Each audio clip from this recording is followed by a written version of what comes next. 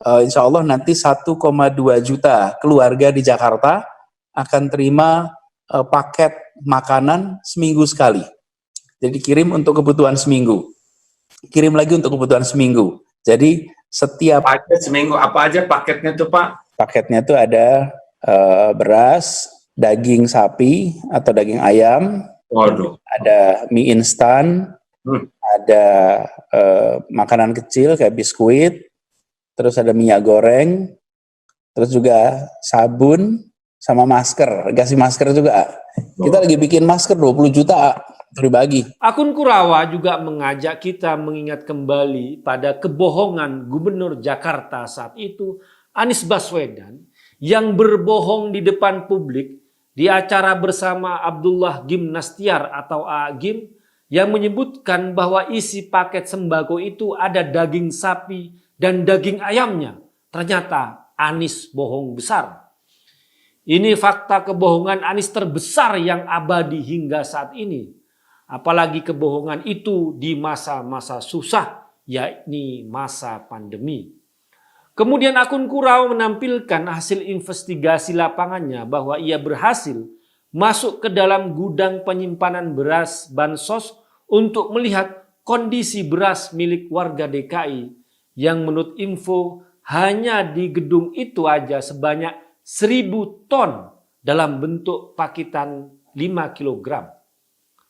Menurut akun Kurawa dipastikan 100% kondisi beras Bansos DKI ini rusak atau sudah membusuk. Sudah seharusnya aparat penegak hukum bergerak dengan temuan audit EY ini hanya untuk kesalahan prosedur saja. EY sudah katakan adanya kebocoran senilai 150 miliar rupiah. Yang bikin terkejut juga, Kurawa melampirkan data-data rekanan penyalur Bansos dari Perumda Pasar Jaya, bahwa Bansos 2020 senilai 2,8 triliun direncanakan dibagikan dalam bentuk 15 juta paket sembako dan diberikan dalam 11 tahap selama tahun 2020. Auditor EY melakukan analisa vendor yang ditunjuk Perumda Pasar Jaya. Hasilnya mengejutkan, banyak vendor yang aneh-aneh yang ditunjuk. Ada nama PT Marbarihala yang menurut data yang dilampirkan dapat jatah 700.000 paket untuk Bansos ketiga, 150.000 paket untuk Bansos keempat, 100.000 paket untuk Bansos kelima, dan 200.000 paket untuk Bansos keenam. Siapa ini PT Marbarihala? Kalau kita Google, PT Marbarihala ini adalah pemilik mobil Alphard putih yang dipakai untuk menjemput Rizik setelah keluar dari penjara tanggal 20 Juli 2022. Sebagaimana penelusuran Detikcom, mobil itu memakai plat B3YUS. Kalau kita cari PT Marbarihala di Google, kemudian muncul nama PT Marba Wisata Indonesia.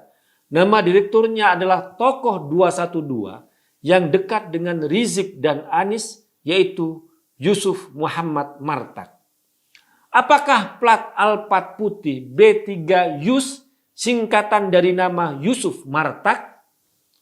Kalau benar paket sembako ratusan ribu paket disalurkan oleh tokoh 212 dan dekat dengan Rizik dan Anies yakni Yusuf Martak, maka di sini telah terjadi konflik kepentingan. Jangan-jangan Bansos itu disalurkan oleh orang-orang yang dekat dengan Anies sebagai balas jasa atas kemenangan Anies di Pilkada Jakarta tahun 2017. Kemudian Kurawa juga memberikan data yang membuat kita terkejut bahwa pengawas Pasar Jaya ternyata juga adalah Ketua DPP Relawan Anies bernama Sutrisno Muslimin. Hal ini semakin menunjukkan soal kasus Bansos daerah Anies tidak hanya ada soal dugaan korupsi, tapi juga soal konflik kepentingan.